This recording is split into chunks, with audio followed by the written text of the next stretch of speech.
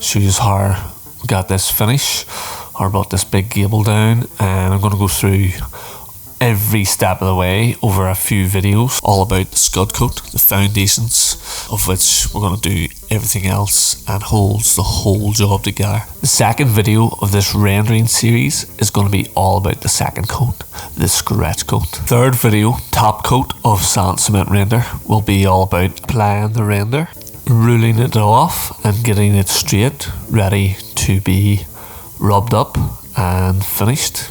Last but not least on this series is going to be about applying and finishing the acrylic render, just as shown here. Next, subscribe, back plastering. So it would be absolutely crazy for me to tell you that this is the most important stage of this series, but it is important for the stage that comes after. Just like every coat so far that you've watched, guys, every video that you've watched, the first stage is probably the most important. The Scud coat probably was the most important, but then the scratch coat is still the next most important coat before you start your float coat, which we're doing here, the top coat. And you know, so it would just be crazy to say that this is the most important coat, but it is the most important coat for the acrylic render that will follow this. So I have this all ruled up here and beaded. These wee windows here, even the other neighbours' ones, they sort of lie back a hell of a lot. But yeah, so we'll get down to the actual rendering. So the most important thing is then, guys, once you get your mix, and this mix here is a 4:1, as I've showed in previous videos. Again, we'll try and get them in the description. But yeah, we're applying the 4:1 top coat here. We've got mortar mix and waterproofer in it. The mortar mix is also known as plasticizer, guys. It's slightly retards the render so that it doesn't set, so it does slow it down a bit, and it also makes it a lot nicer to work with. It's not dead, it's a bit more fluffy and pliable. But yeah, just getting it all on, and you want to get on areas here. Obviously this is a big wall. It's got 3 stages in it, and then obviously a ground stage, so it's probably really got sort of 4 lifts in total if you count the ground. And you want to apply certain areas and then get it straight, and then you might want to apply the next area, get that straight, and then you'll probably have to start rubbing up. Again, this is probably not really, these kind of jobs probably aren't a one-man job. You probably need a team, or at least a good mate with you to help you render, as you know, if it starts to dry on you, life's going to get very tough and very hard, and plastering's hard enough, so let's not make it any harder. But yeah, if you're only doing a small area like these, you know, I'm sure you could manage mixing it and applying it all yourself, no bother, and that would be great.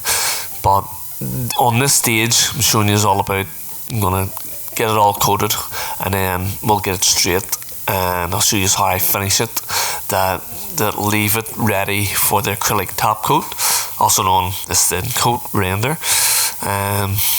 Again, this is important because the render goes on so thin on the top, the acrylic goes on so thin that you want everything to be nice and flat and straight, and you don't want too many wee dips or holes or anything, otherwise it'll all show up on the colour coat on the top, and you're going to want to avoid that as much as possible.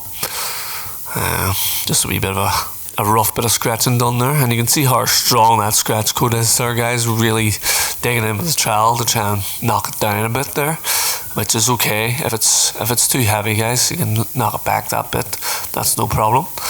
And again, we'll likely let these rules stay on when it's all rubbed, go hard, and then the next day strip them off and put the reveals on the following day, or later on if the render picks up and gets nice and firm, and then we can slice it and return the rules and get the get the reveals all plastered, sand and cement smoothed that way. But it's quite a lot of hard work, guys, rendering. Probably one of the hardest things in ceilings, possibly. Some walls, big walls, hard to plaster as well. But once you get it all on, it's the straightening time, and again, this is quite important. You want to get it as straight as possible. I'm actually struggling on this wee area because it's such a funny bit of a shape. I have soffits and the roof either side here as well that I'm hitting off and stuff, so a smaller rule might have been a wee bit better. But basically, when you are straightening, you kind of want to straighten it both ways. You want to straighten it up and down and left to right. And again, I've showed this on previous videos. I might try and get them in the description that really break down how to straighten a wall before you even rub it up. I think it's broken down into each wee segment just of the top coat. And yeah, just trying to get this straight as possible, guys. And if there is any dips, now's the time to fill it all out. Now's the time to get it all straight, because when you come to rubbing it and it's starting to set off on you and there's an area you've found it's a bit of a dip, then you're going to have to fill that out and straighten it. And what that'll cause will be a big wet patch, and you'll end up having to finish the wall around that and have this big soggy wet patch, which then you'll maybe have to come up again or come across. Just depends on the wall you're doing. If you're doing a wall like this, you'll have to come back up the lifts and finish one area, and that's the kind of things that end up forgot, and that's the kind of blemishes that end up, on walls, that when you're not taking it all with you, that's the kind of thing that does happen. So you do want to try and get everything nice and straight now, so it's all setting as one, nice and even. And you can see how straight that's coming up now, guys. And somebody did say to me about pulling down the wall one time as well. You can, these small areas like that, it's very hard to have a 2 foot straight edge, but you can use your trowel, guys, believe it or not, to actually straighten smaller areas that are, just 2 trowel lengths. You can use your trowel to pull it down. And I'm working off this rule along the head, so it's keeping everything to that margin, which is perfect. Same as setting beads. The likes of small areas like this, you can almost just use the float to get them, pull it up with the trowel so it's all nice and even within the 2 beads, and rub it up and sponge it. Just showing this for a bit of a quick demonstration. Again, these wee bits here tend to dry a bit quicker up where the sun's hitting more and the wind's just flying across. Speaking about drying, this wee area along the top, you'll see I've sort of somewhat rubbed it a wee bit, and that's the other type of areas, guys, that really, really dry quick, that I find is, up under that first foot of underneath the roof there, it's never ever getting hit by rain or moisture anywhere near as much as the rest of the wall. And the reason is because the roof overhangs, so it's just been sitting there constantly dry, not getting any moisture from the elements, and then also airflow still getting up there and stuff as well. So most times that's going to be a very dry area. Also, funny enough, underneath the windowsills, you'll tend to find underneath windowsills, that first sort of half a foot down is very dry. More so when you're doing dry dice, that's an area you want to protect, and you want to get that wet, and you want to get the stones maybe hit onto them areas quicker, because I know I'm talking about dry dice here, but I'm just giving an example of how dry some areas of walls can be. And even when rubbing up, then we areas catch out. I personally don't like flicking water onto a wall. I find sometimes with sand and cement it can give a bit of a white sort of stain.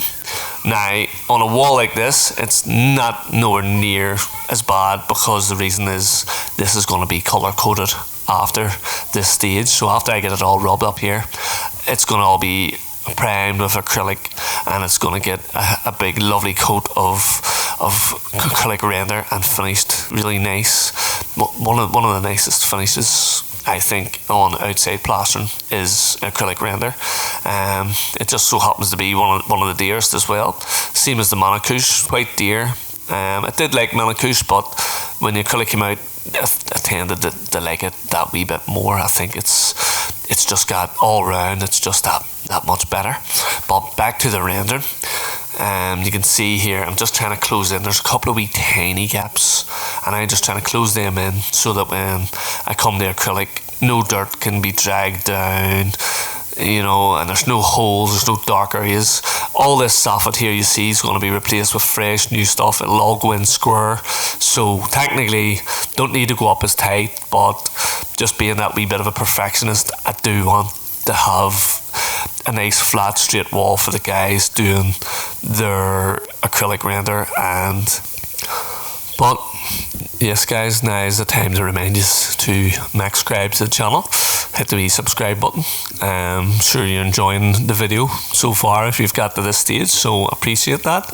And yeah, there will always be more tutorials to come, but still on this one you can see the sun actually bouncing off this, guys. So again, like I was saying to you on the previous video, that these walls were quite hot at the top, more so on the top two lifts. Again, that's to do with moisture drops. Moisture wants to fall, water wants to find its level on the ground, it wants to fall down, so you do tend to find higher up the wall you go, the drier it is. Again, we're starting there, and when it does come to these render jobs, the worst part's bees the bottom, especially in the winter here.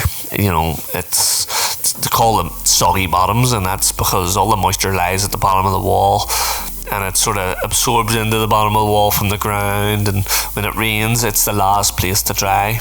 So when you are doing these walls, guys, you want to smash them on quick as possible, get them straight as quick as possible, leave them open. See the way it's all sort of rough looking there before I hit it with float? That's what you call leaving it open, and the longer you can leave it like that, the better for drying. Again, it probably would have been better just closing it all in, but for this purpose of this video, it's much easier for you to see it before it's rubbed in and get a feel and an idea of what's actually going on. Again, I like to work from the left to the right here, and this wee float here, you can actually sort of go on that wee bit earlier when the stuff is wet, but I found it's quite dry here. But you know, it is what it is, guys. You can wet it. Like I say, wetting it's not going to be a big issue because there's a colour coat to be applied anyway. So, you know, if there's a bit of staining, it won't matter because it's all going to be primed, and the primer's like a paint, so it'll all look white, and then the colour coat itself will, you know, no colours will bleach through or anything with this acrylic. So if you did want to wet down areas, if you're doing the acrylic coat, that's fine. But if you're watching this video for the purpose of how to actually finish a wall, sand and cement, you might not want to flick water on it. And just working down here, we'll have a wee sort of an expansion stop bead here, and we're just running it down the joint between the neighbours and the house we're working on here at the minute. And you know, just showing you here, once you float it up, you can use a sponge float to rub the wall and finish it. You can use a car float as well, but I do like these ones as they can help sort of move gear into areas that need, you know, tidied up a wee bit further. But it is worth taking the time, guys. You probably think it's taking a long time on this wall, but it is worth taking the time to get things right now, because like I said, when you come to do the acrylic, the stuff's very expensive. You don't want to be wasting it, and you can't build out. People seem to think you can put on 2 coats of the stuff and all. You can't really. It's one coat, it's thin coat, and again, it's sort of like a rubber based stuff. So if you put it on too thick, what will happen is it won't set. And I don't know about yous, but in the winter here it rains a lot, so if something isn't going to set, that's a bad thing. It's gonna, you know, it's gonna be a mess. It's gonna make a mess of the wall. And the other thing is, it can't be finished because it can tear. But I'll cover all the acrylic stuff on the next video, guys, so make sure you don't miss out on that. Make sure you just keep the notification bell on and stuff, so you're not gonna miss out. So back to the old float here. That diamond one still needs a wee bit more breaking in at times, but yeah, quite dry up around the top, so important to get it all rubbed sooner rather than later. So like I say, there's 4 lifts on this. We've got the top on, and the one under me is, I think it's on and straightened as well. So you don't want to, you want to start finishing things before you get too far. And again, if it is dry like this, it's going to take a wee bit more muscle, guys, just to press that in and get it all nice and rubbed smooth and flat. And you can see I was finishing there as I went, just filling in holes on the big gable here now. And this is what I was sort of telling you. You can see how wet sort of the next lift bees from the bottom. It's quite a difference. The top dries a lot quicker than lower down sort of lifts. But yeah, the other sort of thing, a bit of a hot topic, is what way do you rub your walls. And you can rub them the way I'm doing it, or you can do the 88 sort of style, where what I was doing there a second ago, just sort of twisting and doing it, basically just doing 8 on the wall. But you can see that I don't put, when it's wet like this, I don't put big pressure on here. I'm still filling in the holes, but I'm not putting in mad pressure and making big wavy marks everywhere. It's just nice and light, guys. You're rubbing the wall, you're not punching it. So again, doesn't really matter to me personally. I don't find it makes a massive difference on the finish, the outcome of the job, what way you actually rub it, as long as you're not rubbing waves into it or holes into it, as some people like to call it, and you're really just finishing what you've straightened, because it's really the straightening is the important part of it. So plenty to think about there if you are trying to tackle this yourself, or again you're just sort of learning yourself as well, and you're picking up the rendering. To me, rendering is it's one of the more complex sort of things, the plastering. You'll always pick up your skimming and maybe your bit of floating inside, and again, all your floating inside can be a wee bit rougher because you're going to skim over it. Where I would love to say that about this acrylic finishing on the top of this, but that isn't the case, guys. The acrylic will follow the shape of the wall. So say I left a line in this wall, I would have to then scrape that flat. Otherwise, if I did acrylic over it, it will follow that. Or if I left a couple of these wee holes in by accident, again, the acrylic will follow that. It'll follow the dips and it'll follow the bumps. So you don't want to have that, guys. And you want to have it all rubbed up as smooth as possible. Treat it like you're finishing it. Treat it like you're finishing it and you're walking away, and that's the job done when you've floated and you have sponged it all smooth. It's very, very important, guys. Again, it'll go right by you on future jobs, not just acrylic jobs. But if these people decided we can't afford the acrylic at this stage, that probably won't happen because they have it all bought. But in particular, just for example, if you were doing a job and then the people thought, we don't want to do the next stage, you can stop at this stage. This is still good enough. This can be painted or it can be left.